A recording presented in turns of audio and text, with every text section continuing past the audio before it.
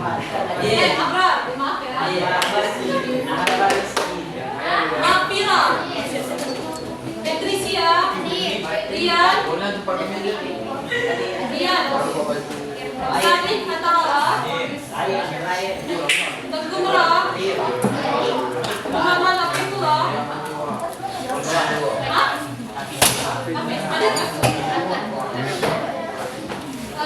Emil dan Farhan. Rafiki apa? Mana Rafiki? Izin Bu. Oh iya. Putri Gania. Aila Azura. Izin. Pipil Afria. Putri Isneni. Adin. Rifka Zumara. Adin. Saminora. Adin. Uli Amalia. Adin. Zafir Putra. Julian Trianika. Amanda. Amanda. Sakit Bu. Rinaldi. Rahmat Al-Fatri. Muhammad Al-Fatih.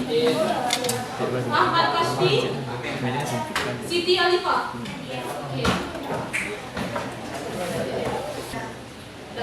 Oke, jadi minggu lalu kita itu sudah belajar tentang Bineka dan kita itu sudah belajar tentang keberagaman yang ada di Indonesia. Namun keberagaman tersebut dapat menyebabkan konflik-konflik keberagaman, konflik-konflik sosial. Oke, pada hari ini kita akan belajar tentang Bapak, silahkan adik-adik semua buka buku PPKN-nya di halaman 160. Ya, coba dibuka dulu ya. Bab 4 NKRI.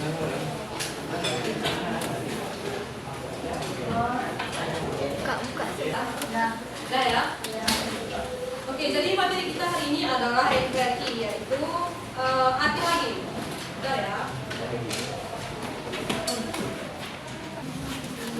Oke, anak-anak perhatikan ke depan. Jadi materi kita hari ini adalah ATHG.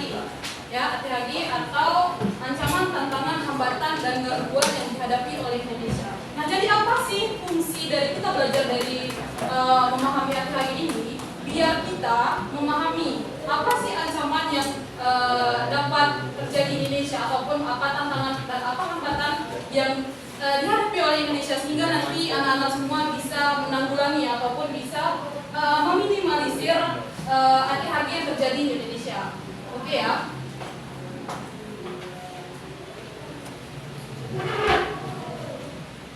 Oke, materinya itu adalah ancaman, tantangan, hambatan, dan gangguan terhadap integrasi nasional. Oke, sebelumnya Ibu mau tanya, apa sih sebenarnya integrasi itu? Keterpurukan. Hah? Keterpurukan. Apa? Keterpurukan. Keterpurukan. Apa lagi? Integrasi.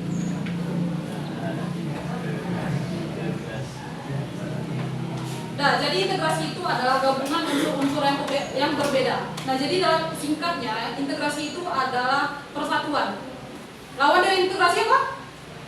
Disintegrasi. Disintegrasi atau perpecahan. Bukan diskriminasi, disintegrasi. Oke ya.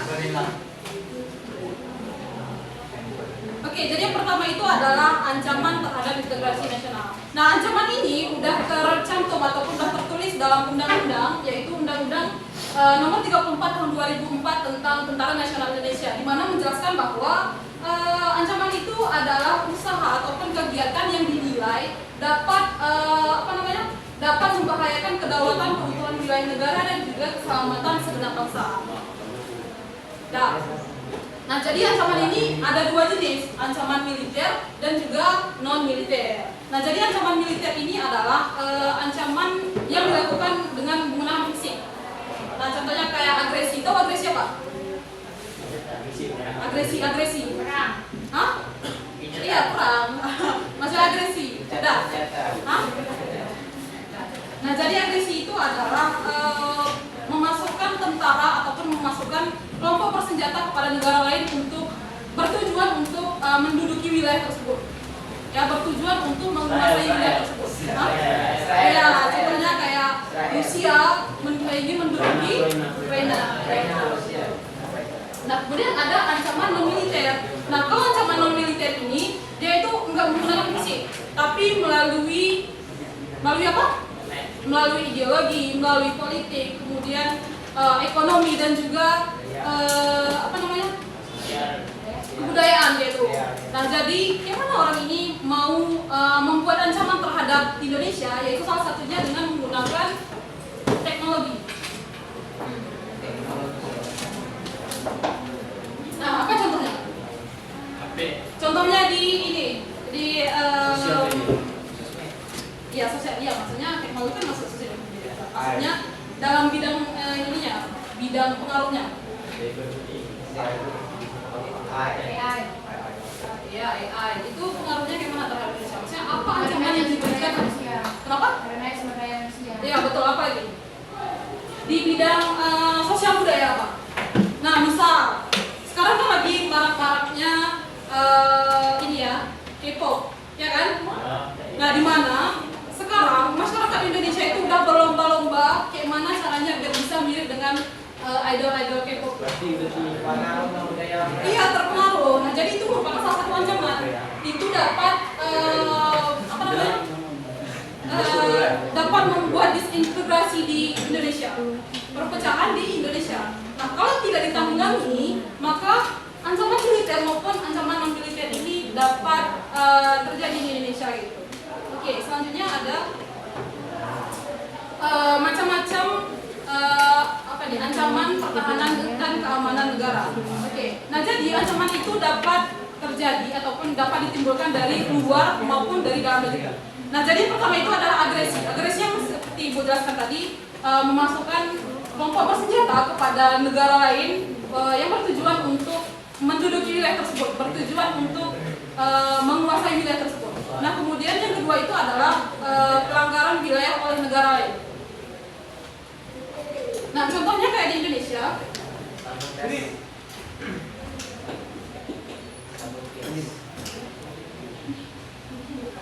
Nah, contohnya kayak di Indonesia. Indonesia ini kemarin di Pulau Natuna. Tahu nggak beritanya? Tahu.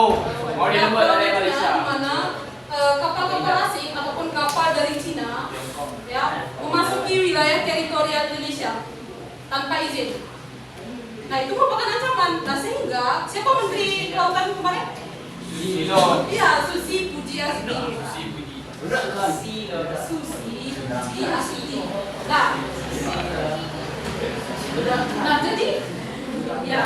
Nah, jadi ketika kapal asing tersebut masuk, maka Susi Pujiastuti kemudian langsung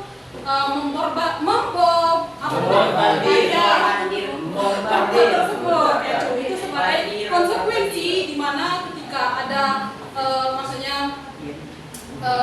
orang asing masuk ke wilayah negara Indonesia, wilayah teritorial Indonesia tanpa izin. Nah, itu merupakan salah satu ancaman di mana dia mengeruk terus sumber daya Indonesia tanpa izin dari Indonesia itu sendiri. Nah, kemudian yang ketiga itu adalah spionase. Spionase itu spionase?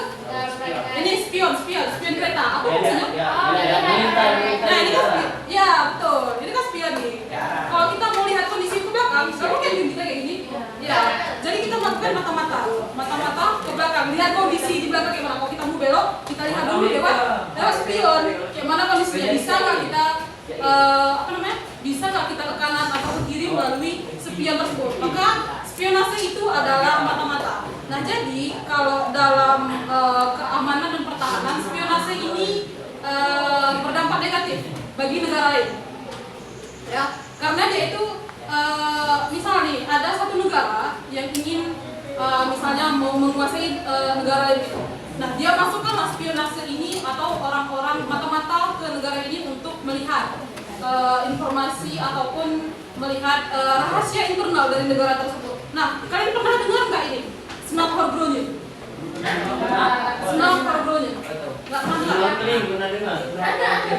Nah, jadi pada zaman Belanda dulu, orang Belanda itu susah kan masuk ke Aceh, ya kan? Bahkan orang tuh nggak bisa menaklukkan Aceh.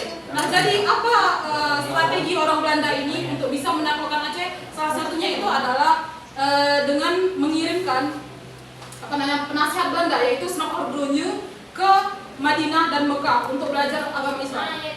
Ya, tahu kan? Nah, jadi orang Belanda ini tahu bahwa pada zaman itu orang-orang Aceh ini sangat fanatik dengan agama Islam, sangat fanatik dengan yang berbau agama. Nah, jadi Sunan Kudus ini belajar selama kurang lebih 2 tahun kalau ibu nggak salah di Mekah.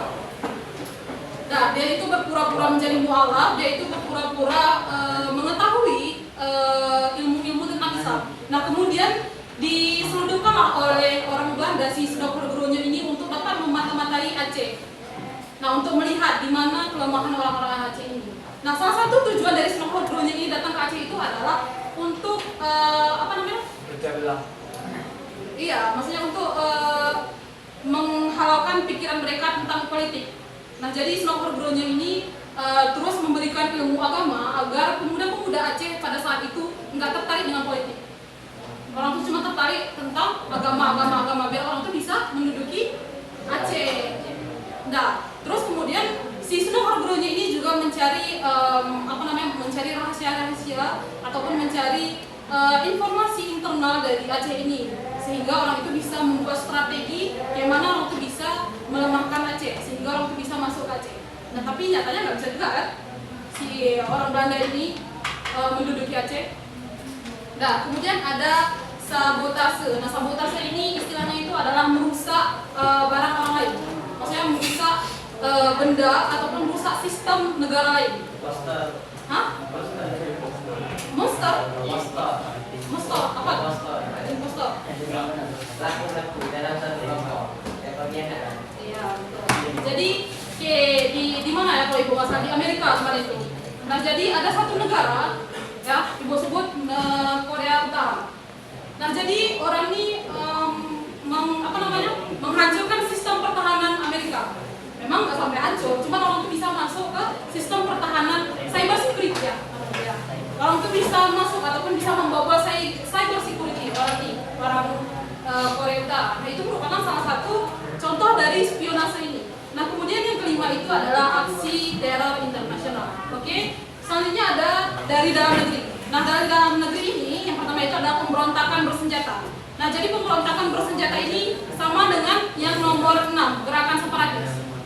Nah, jadi di Indonesia ada nggak gerakan separatis? Ya. Di mana? Papua. Ya, di Papua. Apa tuh gerakan separatis? Ya, betul. Oke, ya betul. Nah, jadi gerakan separatis ini adalah gerakan satu kelompok yang ingin memisahkan diri dari wilayah teritorialnya. Maksudnya dari wilayah yang ditempatinya, yaitu ingin memisahkan diri gitu. Karena satu hal, mungkin kalau menurut kalian, kalau Papua mau memisahkan diri karena apa? Apa? Karena pemerintah. Nah, jadi ini salah satunya ya. Orang Papua ini atau OPM ini ingin memisahkan diri dari Indonesia karena merasa bahwa hak-haknya itu nggak dipenuhi oleh orang Indonesia, oleh negara Indonesia, oleh pemerintah Indonesia. Nah, jadi orang ini buatlah satu kelompok bersenjata yang ingin memisahkan diri dari Indonesia. Nah, itu namanya gerakan separatis. Nah, itu merupakan salah satu ancaman bagi pertahanan dan juga keamanan Indonesia. Nah, kemudian sabotase ini udah ya sama. Kemudian ada aksi kekerasan berbau sara. Nah, ini contohnya tuh kayak ras kulit hitam dan kulit putih di Amerika. Tahu? Ya.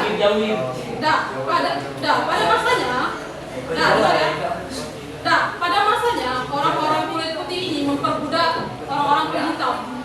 Nah, jadi dipukul ini orang-orang kulit hitam ini karena merasa bahwa orang-orang kulit putih ini orang-orang kulit hitam ini enggak layak untuk dimanusiakan gitu. Nah, jadi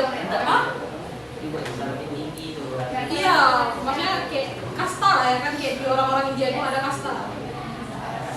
Ya, nah jadi orang itu melakukan kekerasan yaitu dalam atau berbau sara. Sara itu tahu kan? Suku, agama, ras, dan antar golongan. Udah, selanjutnya itu ada tantangan terhadap integrasi Indonesia. Nah, tantangan ini adalah upaya yang bersifat atau bertujuan menggugah kemampuan dengan wujud yang bisa berbentuk tindakan fisik maupun non fisik. Nah, contohnya tuh kayak challenge. Nah, misal challenge makan mie level 5 misalnya. Nah, itu challenge itu tentunya itu menggugah kemampuan kalian sampai mana kan itu bisa makan bisa makan di di level itu. Itulah maksudnya tantangan itu, menggugah kemampuan seseorang gitu, sampai mana dia itu bisa menghadapi itu. Nah, contohnya itu adalah percobaan invasi asing yang ingin menguasai Indonesia. Kemudian ada korupsi, kolusi, dan nepotisme atau KKN. Kenapa korupsi itu bisa menjadi tantangan Indonesia? Karena kenapa? Korupsi bisa menjadi tantangan Indonesia karena apa? Karena duit, rumah, mobil. nah, jadi korupsi, orang-orang korupsi ini tentunya melakukan korupsi itu enggak dengan jumlah yang sedikit, sampai triliunan. Nah, jadi itu dapat menghambat pertumbuhan ataupun menghambat pertumbuhan ekonomi, kemudian menghambat namanya pembangunan infrastruktur. Karena uangnya udah diambil kan untuk dirinya pribadi, sehingga terjadilah kesenjangan antara daerah sana dengan daerah sini karena infrastrukturnya nggak memenuhi, kayak gitu. Iya, sehingga itu adalah tantangan yang harus dihadapi oleh Indonesia. Bagaimana cara meminimalisir korupsi yang ada di Indonesia. Nah, ini tantangan untuk Indonesia maju. Nah, Indonesia ini sekarang berada di fase berkembang, belum maju. Indonesia ini sedang masih berkembang. Nah, jadi apa tantangannya? Yaitu menaikkan laju pertumbuhan ekonomi, kemudian pengadaan infrastruktur dan perluasan lapangan pekerjaan. Dan kemudian selanjutnya adalah hambatan. Hambatan ini adalah usaha yang ada dan berasal dari dalam diri sendiri yang memiliki sifat atau tujuan untuk melemahkan dan menghalangi secara tidak konsepsional. Nah, jadi contohnya itu adalah kurangnya apresiasi dan respect terhadap keberagaman kebudayaan atau intoleransi. Nah, itu merupakan hambatan untuk Indonesia menjadi negara maju. Nah, kemudian ada kurangnya semangat toleransi, kemudian ada timbulnya sikap yang individualis. Ya kan, dia merasa bahwa masalah-masalah yang terjadi di sekitarnya itu nggak penting gitu. Dia hanya memikirkan dirinya sendiri. Nah, itu merupakan sikap individualis. Nah, kemudian ada ketimpangan dan ketidakmerataan pembangunan sehingga terjadi kesenjangan. Oke, yang terakhir ada gangguan. Nah, gangguan ini merupakan usaha yang muncul dari luar yang memiliki sifat dan tujuan untuk melemahkan dan menghalangi secara tidak terarah. Nah, jadi yang pertama itu adalah demonstrasi. Nah, demonstrasi di Indonesia dilegalkan. Maksudnya ada undang-undang tentang demonstrasi, ada undang-undang tentang demo. Maksudnya demo itu nggak dihalangi oleh pemerintah. Silahkan berdemo, tapi berdemo yang bagaimana? Berdemo yang tidak merusak, berdemo yang tidak melakukan kekerasan. Nah, jadi kalau melakukan demonstrasi yang merusak gitu kan udah merugikan negara. Nah, jadi itu salah satu gangguan bagi negara Indonesia. Nah, kemudian ada berkurangnya sumber daya alam di suatu wilayah sehingga wilayah lain itu mengeruk sumber daya wilayah lain, mencuri lah istilahnya. Nah, itu merupakan gangguan juga. Nah, kemudian ada rendahnya kesadaran masyarakat terhadap gangguan dari luar. Oke, anak-anak.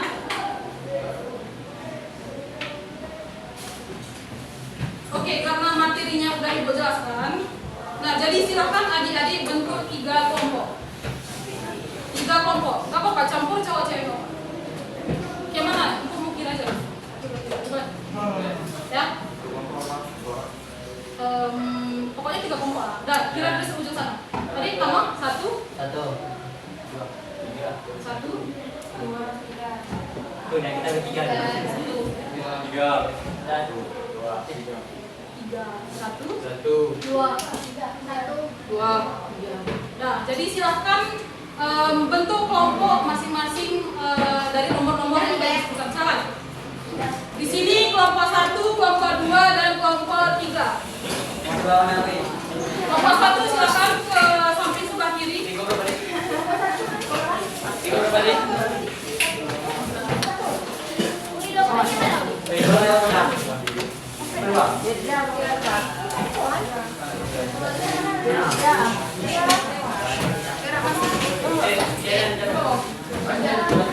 Linda di mana? Linda juga ambil di mana? Linda juga. Sama.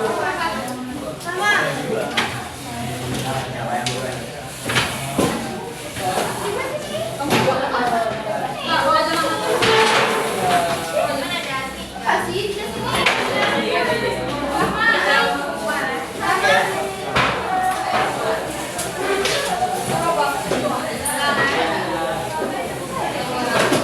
Oh, di tengah kita tahu. Tiga sini. Sini tiga. Ah, Jadi saya nggak tahu juga. apa? Saya tadi sebenarnya juga. Balik kan? Jangan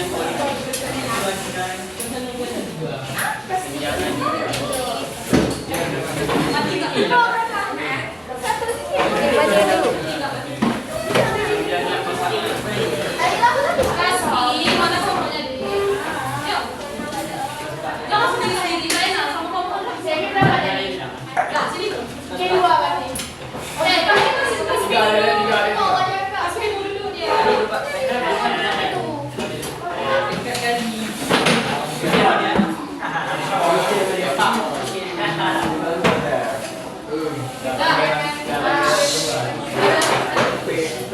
Nah, jadi setiap kelompok ada akan ibu bagikan masing-masing satu LKPD.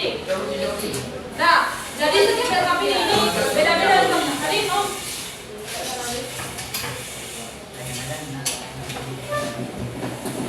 Nah ya, jadi setiap kelompok itu beda-beda tugasnya. Ya, yang pertama itu ada ini. Ini namanya TTS. Nah, silakan cari 8 kata yang berhubungan dengan ATHG yang Ibu jelaskan tadi. Ya, silakan cari 8 kata yang berhubungan dengan ATHG. Kemudian di lembar selanjutnya ini Ibu akan tayangkan video nanti. Setelah itu silakan memperhatikan video yang Ibu tayangkan. Kemudian tentukan ataupun berikan solusi dari masalah dari video ini. Oke ya. Nah.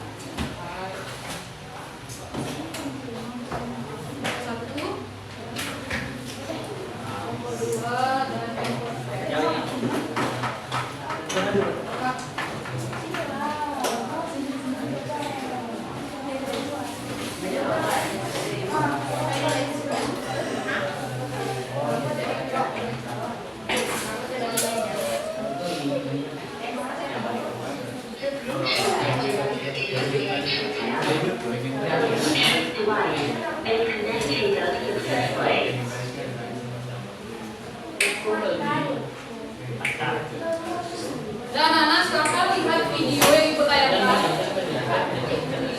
Ya, lihat video yang Ibu tayangkan untuk kalian itu bisa mengetahui solusi apa yang dapat kalian tawarkan dari masalah di video ini. Oke, silakan. Pemirsa awal tahun 2025 jadi periode yang penuh tantangan bagi dunia ketenagakerjaan Indonesia. Gelombang PHK melanda beberapa sektor industri. Meski demikian, pemerintah memiliki jurus jitu menghadapi ancaman pengusaha hubungan kerja di Indonesia.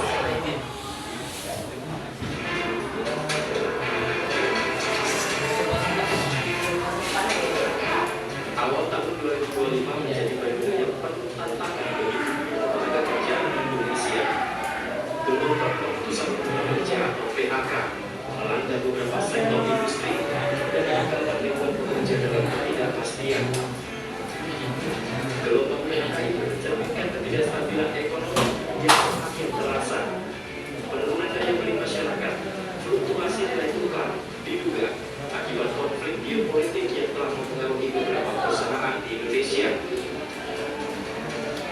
Bagi para pekerja yang terdampak PHK, mencari pekerjaan baru bukanlah hal yang mudah. Perusahaan terkenal, keterbatasan lapangan kerja, dan kebutuhan akan keterampilan baru menjadi tantangan tersendiri. Pemerintah melalui Kementerian Tenaga Kerjaan mengungkap jurus jitu menghadapi ancaman badai hubungan kerja di Indonesia. Menangkal pasti ada PHK, namun industri di Indonesia tetap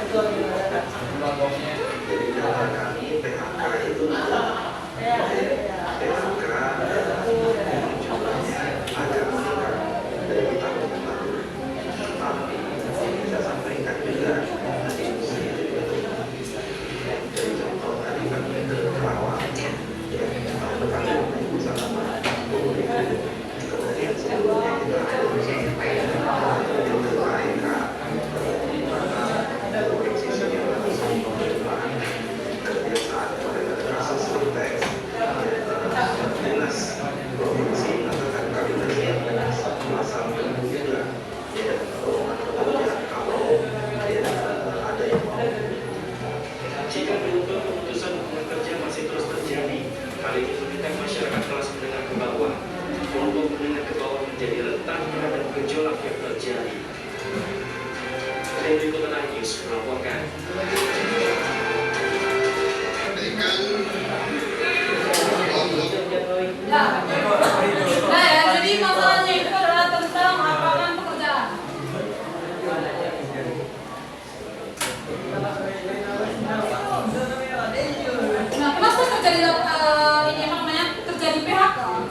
lapangan pekerjaan yang ada di Indonesia tidak dapat memenuhi kebutuhan setiap individu yang ingin bekerja di Indonesia. Nah, jadi dari video ini silakan adik-adik semua, ya anak-anak semua tawarkan solusi dari lapangan pekerjaan ini, dari terjadinya PHK besar-besaran di Indonesia. Oke, silakan kerja.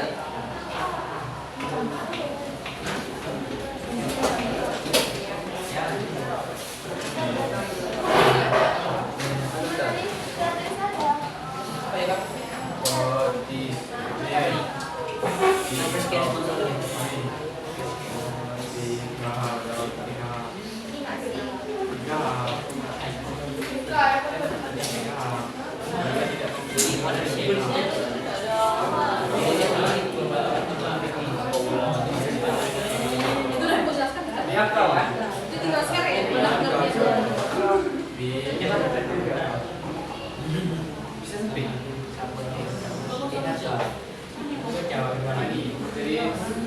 administrasi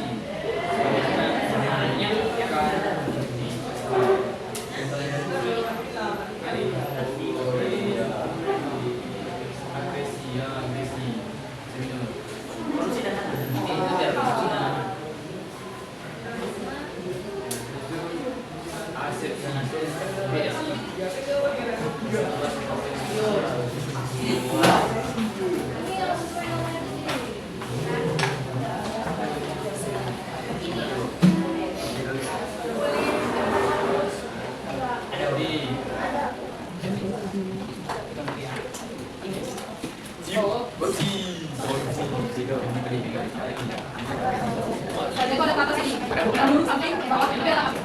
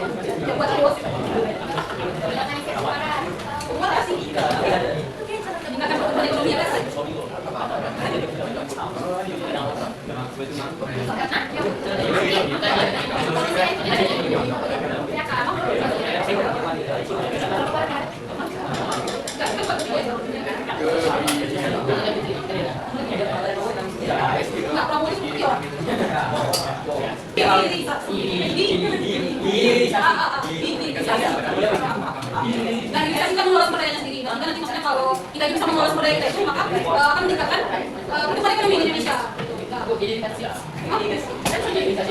Mengelola sumber daya sendiri, jadi nggak ada ekspor atau ada lain ke luar negeri. Nah, apa yang solusinya? Satu solusi lagi adalah presentasi apa? Iya, presentasi. Satu mau aja.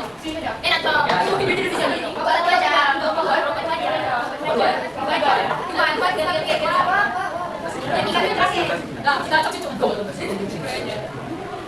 Oke, kok pulang pikirnya mandi. Ya, itu. Cak. Nah, presentasi ekonomi. Belum siapa ada.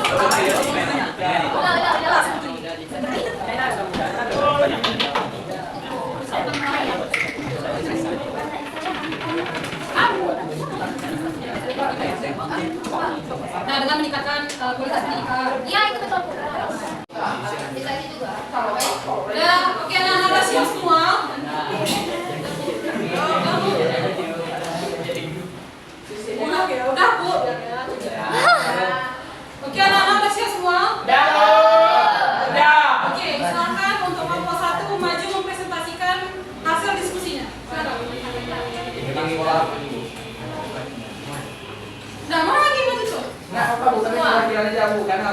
Udah, 4 orang gitu.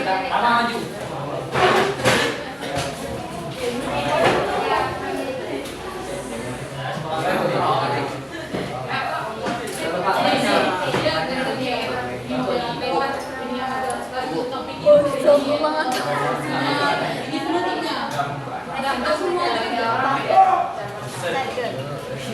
Assalamualaikum warahmatullahi wabarakatuh. Waalaikumsalam warahmatullahi wabarakatuh. Kami perwakilan dari kelompok 1 ingin mempresentasikan kerja kelompok kami yang beranggotakan Bukan Mara, Mas Kira, Uli Amelia, M. Abang pertama, Dia Nura, Julian Andika, dan saya sendiri Sami Noah.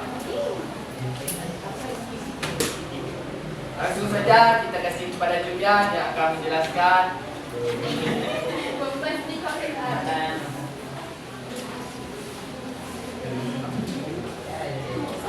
Video ini tadi kita jelaskan tentang apa video. Enggak, itu kan nanti solusinya. Itu si Tama yang baca, kamu yang menjelaskan tentang apa video tadi. Jadi saya di sini berbicaranya tentang terjadinya badan gerakan yang Indonesia yang lagi menunjak.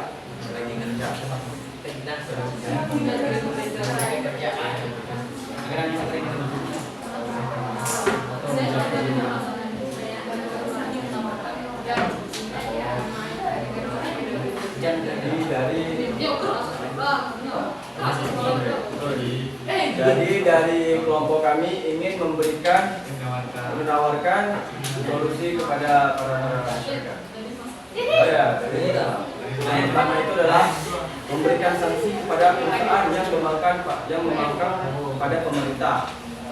Terusnya meningkatkan kualitas pendidikan, mengolah SDA secara mandiri.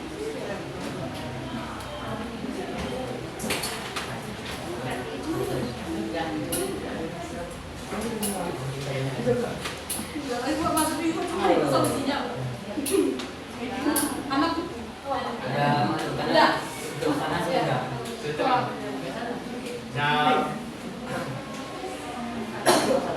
Mungkin dari para baik teman-teman, apakah teman-teman ada yang ingin bertanya dari masalah tersebut atau menawarkan sesuatu begitu? ya silahkan kalau mau kritik, mau beri solusi, saran, tanggapan silahkan ya. Jangan malu-malu karena kita negara demokrasi. Kita polisi ini.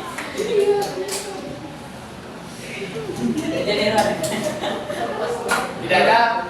Baik, terima kasih. Sekian dari kelompok kami. Apabila ada kekurangan, kami mohon maaf. Assalamualaikum warahmatullahi wabarakatuh. Waalaikumsalam warahmatullahi wabarakatuh. Bagus, tepuk tangannya.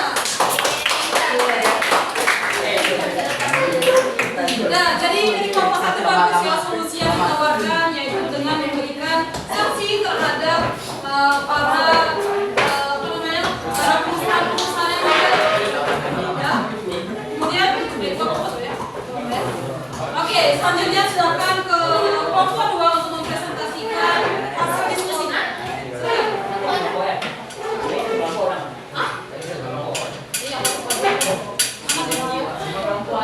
Ini yang ini. Coba deh. Itu udah bagus tuh. Saya Anissa. Itu udah bagus tuh solusinya cepat. Enggak,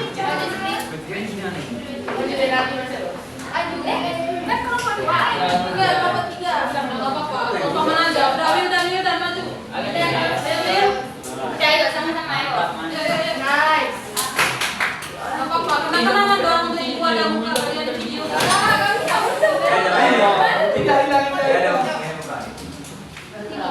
Ya, sini.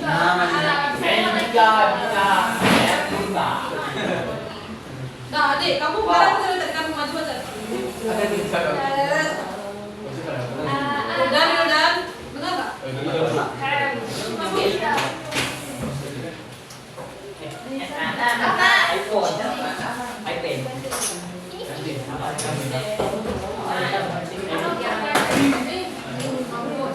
Assalamualaikum.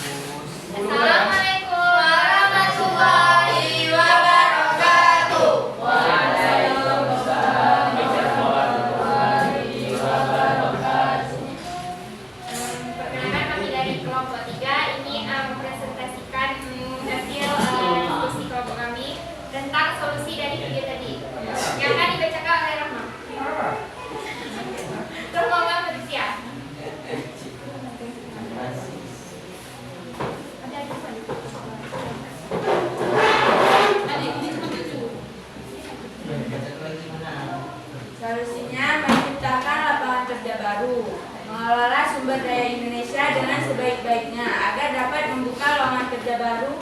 Contohnya seperti membuka lahan kebun kopi dan membuka lapangan kerja bagi warga sekitarnya. Kedua, meningkatkan kualitas pendidikan. Ketiga, efisiensi biaya seperti menghemat biaya operasional, juga pengeluaran. Ya, Ibu. Ya, bagus ya. Solusi yang ditawarkan tadi ada beberapa, yaitu meningkatkan pendidikan, kemudian ada lagi apa gitu ini? Mengurangi biaya operasional. Iya, ini solusi yang ditawarkan dari kelompok 3 itu sudah termasuk dalam strategi yang dilakukan oleh pemerintah untuk menanggulangi yang namanya kurangnya lapangan pekerjaan di Indonesia. Oke, silakan teman-teman tepuk tangannya untuk Sekian dari kelompok kami. Assalamualaikum Warahmatullahi wabarakatuh. Waalaikumsalam warahmatullahi wabarakatuh. Mana namanya?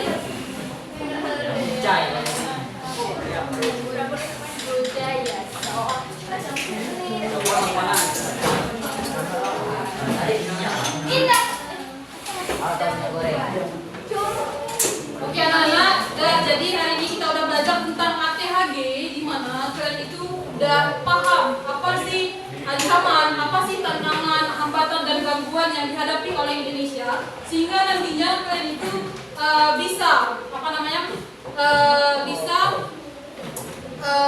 menanggulangi ataupun bisa minimalisir terjadinya hal-hal yang kita jelaskan tadi ataupun yang kita pelajari tadi ya. Oke, jadi minggu depan silahkan baca di rumah ya. Minggu depan kita akan belajar di subbab C, yaitu solusi dan juga strategi dari ancaman, tantangan dan hambatan oleh Indonesia.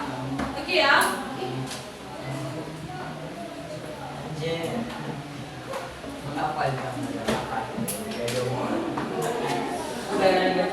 Udah.